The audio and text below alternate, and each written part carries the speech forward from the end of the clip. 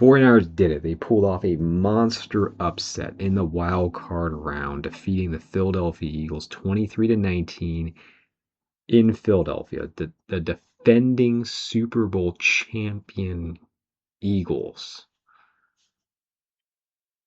Let's say we were talking and it was the start of the season. And I said, well, the 49ers would begin the playoffs in Philadelphia. They would go to Philadelphia. Brandon Ayuk wasn't playing.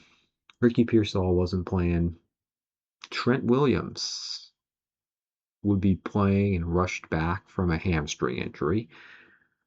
George Kittle would injure his Achilles in the second quarter and not return. Nick Bosa is not going to play. Fred Warner's not going to play. D. Winters is not going to play. First round pick Mykel Williams is not going to play. Do you think they'd have any chance of winning? And then on top of that, they lose the turnover battle. Yet, they go into Philadelphia and win anyway, 23-19. Let's look at the game quarter by quarter. The 49ers outscored the Eagles 7-6 in the first quarter. There was a missed extra point by Philadelphia. Second quarter, Eagles outscored the 49ers 7-3. Third quarter, 49ers couldn't do anything really on offense. Sputtered. The Eagles scored 3. 49ers scored 0. But they won the fourth quarter 13-3. Now, we could start with the players on the field. But I have to say, this game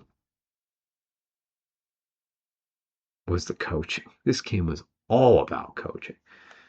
As we heard so much about coming into this matchup, Shanahan versus Fangio. Shanahan versus Fangio. Well, Shanahan got the better of Fangio today. And Robert Saleh was brilliant as well, as the 49ers coaches outcoached Philadelphia. Shanahan has come under criticism at times, rightfully so, that he is, without a doubt, a top 5, if not a top 3 coach in the NFL. You know, he hasn't won the Super Bowl, but he's come so close. And when you're ranking all the greatest coaches in 49ers history, he's clearly number 3. Bill Walsh, George Seifert, Kyle Shanahan. I mean, Shanahan's ahead of Harbaugh, and we saw Harbaugh's team struggle tonight, didn't we? In New England, and they got knocked out in the wild card round for a second year in a row. Very disappointing performance, and they were not able to overcome the injuries on the offensive line. The Chargers were not able to do that. That the 49ers were able to overcome all these injuries when they were clearly significantly overmatched from a talent standpoint against the Eagles. You thought about the coaching, Shanahan versus Fangio, and then Sirianni in the offense versus Robert Saleh. Player after player for the 49ers stepped up, and this was about as well coached as a game you'll see for a team this injured, this undermanned, and to lose someone who is really the heart and soul of your team at this point, George Kittle. I mean, who did you say are the 2 leaders of the 49ers? You got George Kittle and you got Fred Warner. And it's sometimes very hard to keep going.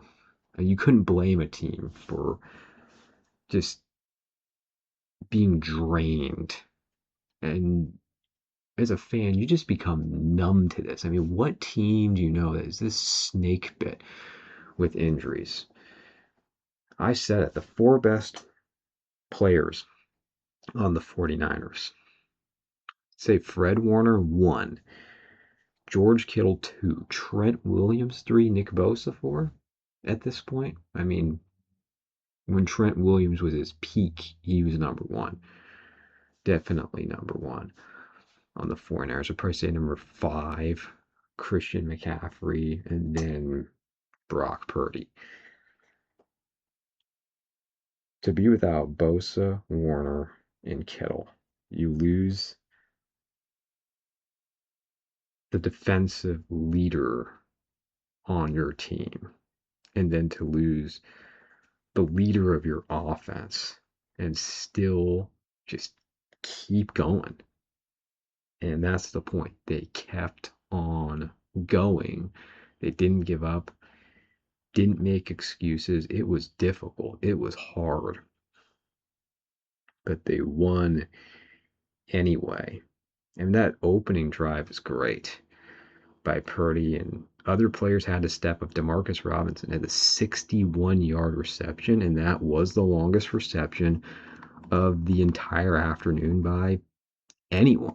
61 yards. There was also the 45-yard reception by Jennings. I mean, Robinson had 111 yards receiving for the game. The Eagles' longest pass play was 20 yards, and it was to Saquon Barkley.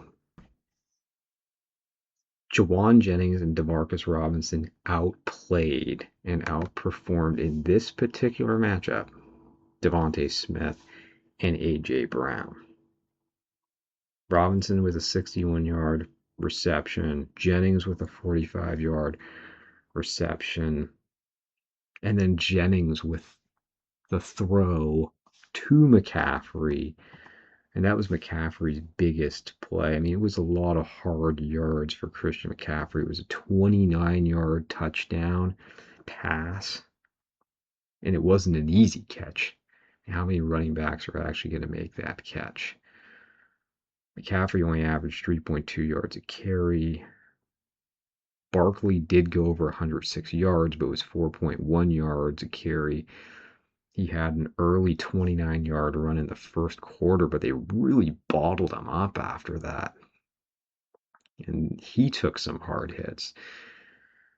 And what impressed you about this was you thought it would have been, and I admit I was totally wrong about this game. You thought it would have been the linebacker play. You thought it would have been tackling that would have given the Eagles a major advantage, but it wasn't. Zach Bond didn't have a good game. I mean, he missed a number of tackles, and for his standard, had a poor game tackling. Who had a strong game? You know, the thing is, you didn't miss Tatum Bethune. D. Winters was out. I mean, Fred Warner, obviously, he's been out almost the whole season. But then you lose his backup, so you're on your, well, almost fourth string middle linebacker. And then D. Winters is out. Wallow, 11 tackles, a pass defense. Kendricks, 10 tackles, 2 tackles for loss. And then he had the pass break of almost a near interception to end the game.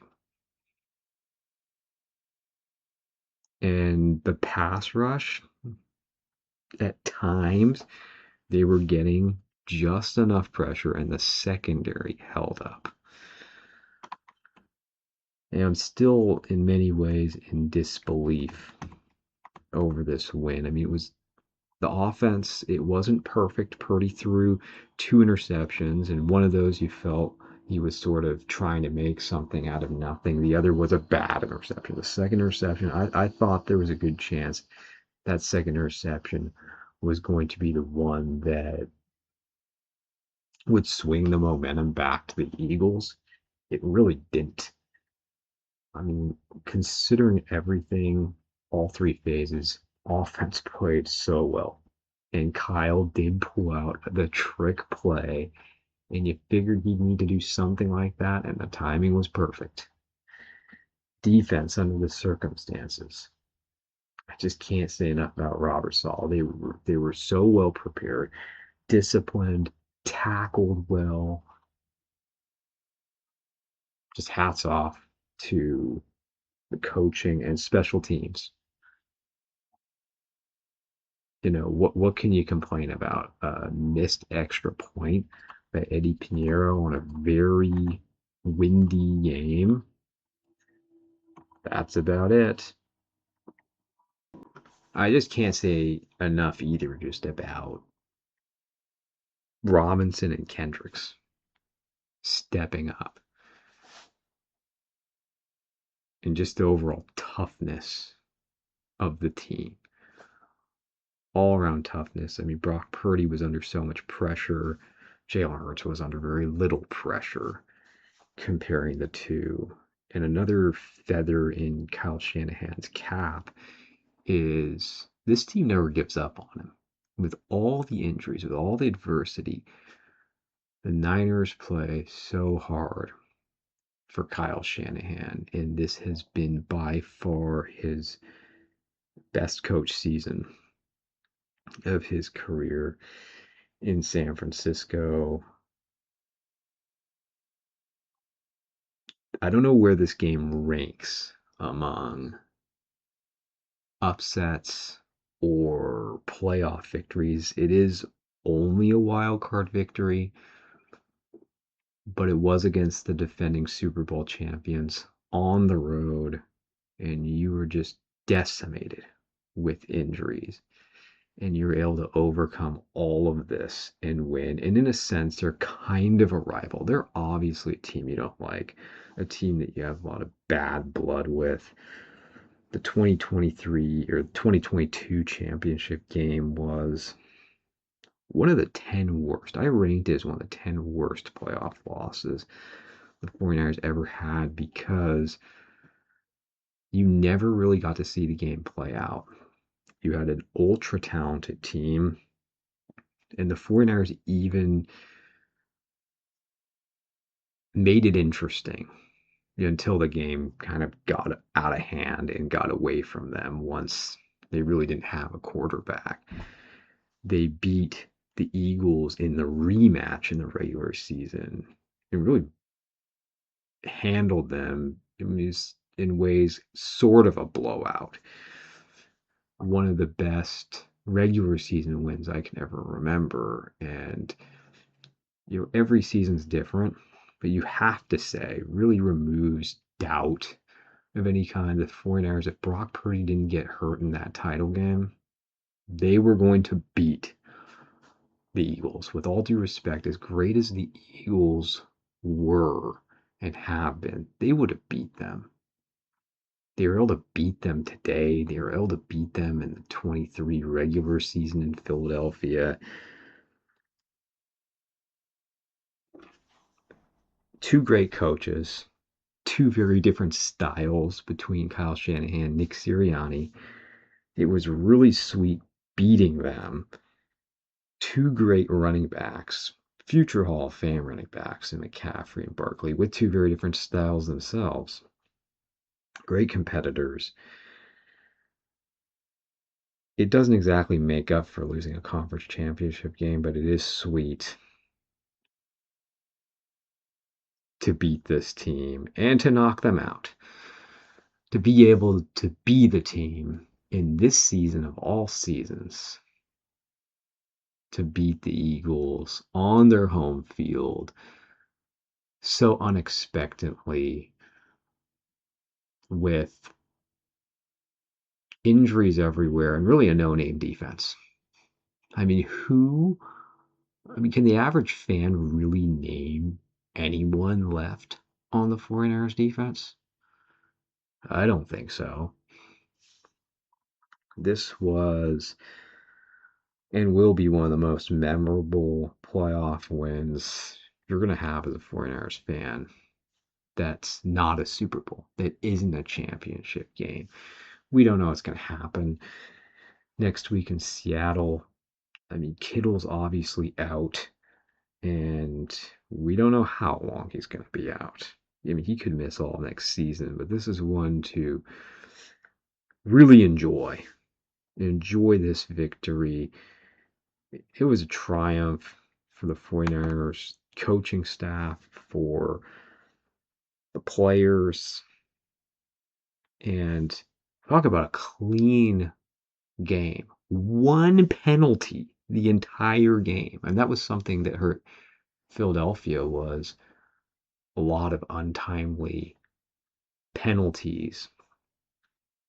And really the only injury they were dealing with was Lane Johnson, and that is a significant one for them, but don't cry about it when you're losing. 49ers were without 4 of their starters at the beginning of the season in their front 7. 4.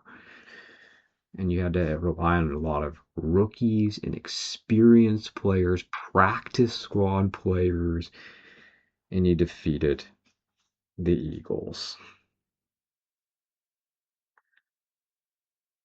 So where does this leave the Eagles? That's another question.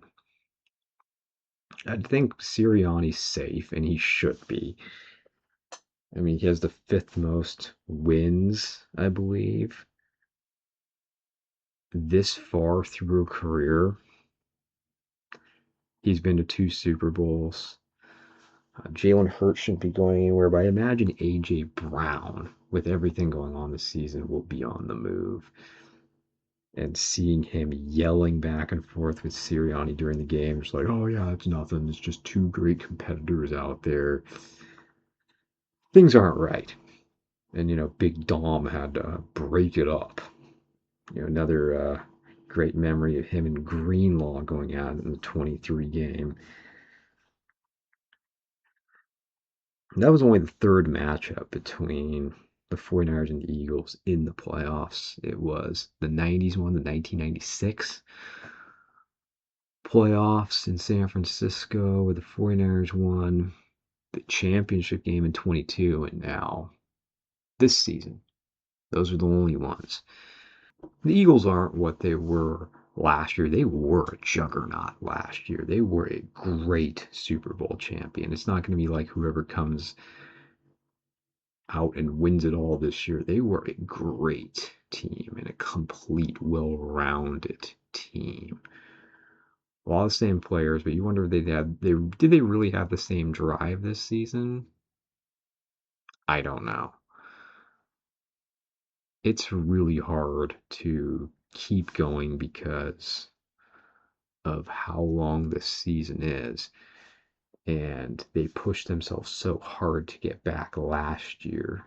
And they truly had the perfect revenge game against the Chiefs. That's what all of us would have wanted to have against the Chiefs. And how could you not be, from a sports standpoint, jealous of what the Eagles were able to pull off? They did against the Chiefs what the 49ers had hoped to have been able to do, but weren't able to do it. Of all the games this weekend, though, this was the number 1 upset. Rams were supposed to beat the Panthers. It was too close. Bears against Packers. I picked the Bears too. You knew Jaguars and Bills could go either way. And the Patriots did what they should have, and they beat the Chargers. That was Brock Purdy's first road playoff win, and he now has 5 career playoff wins. That's better than Dak Prescott. I don't know why I'm even bringing him up, but if we can dump on the Cowboys, let's dump on the Cowboys. He's 2-5 in his career in playoffs, and Lamar Jackson, who has 3 wins to 5 losses as well. Purdy's now 5-2 in playoffs, and one of those losses counted against him was the game that he got injured at the beginning, the title game in Philadelphia, which is hardly fair. But he's now 5-2 in the playoffs, and he's got off to an amazing start of his career, and it's how can he continue to come under so much criticism and just be dismissed as being overrated, average, nothing special? I'm not saying he's a top 5 quarterback in the league right now, but he's certainly a top 10 quarterback. And you compare it to this Eagles offense and Jalen Hurts, who had all of his weapons, and they really could never get going. They never got into a rhythm. They were out of sorts all game. And that was a problem for them throughout the season. But you have to think, okay, they're going to get it together at some point. They're going to look better at some point. Really didn't happen.